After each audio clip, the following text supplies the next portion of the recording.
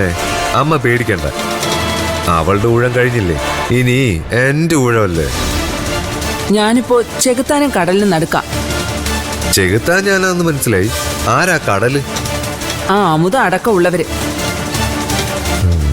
എവിടെയെങ്കിലും ഒന്ന് പാളിയാ അതോടെ തീർന്നില്ലേ? അമ്മ ധൈര്യമായിട്ട് പോകും. അമ്മ പേടിക്കുന്ന പോലെ ഒന്നും നടക്കില്ല. എനിക്കറിയാം എന്ത് വേണമെന്ന്.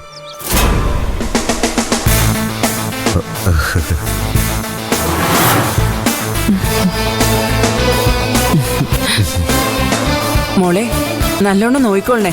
ഒരു എടുത്തുചാട്ടക്കാരനാ, പക്ഷേ മനസ്സ് ശുദ്ധമാ. നീ ഇവിടെ ഉള്ളതാ എനിക്കൊരാശ്വാസം. അമ്മ വിഷമിക്കണ്ട, ഞാൻ നല്ലോണം നോക്കിക്കോളാം. ദേവികയുടെ കല്യാണത്തിന് ഞാനിനി വരൂ. 1-2 ദിവസം മുമ്പേ വന്നേക്കാം. കല്യാണം നമുക്ക് ഉഷാറാക്കണം, വേണ്ടേ? വേണം. എന്നാ അമ്മ ഇറങ്ങിക്കോ. യമകണ്ഠ കാലത്തിന് മുമ്പേ ഇറങ്ങുന്നതാ നല്ലത്. ആ മോനെ, ഒന്ന് വന്നേടാ.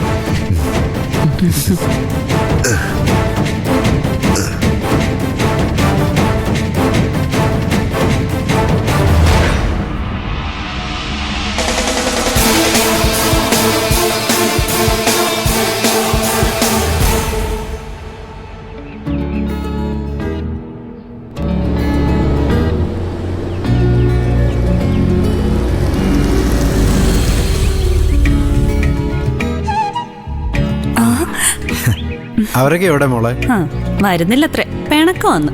ഓ, ഇതിലൊക്കെ എന്തിരിക്കുന്നു എന്നാ അമ്മ ചോദിച്ചേ.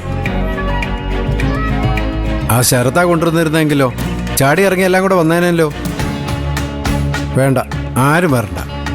എന്റെ പോക്ക് ഞാൻ മാത്രം. ആ ഞാനും.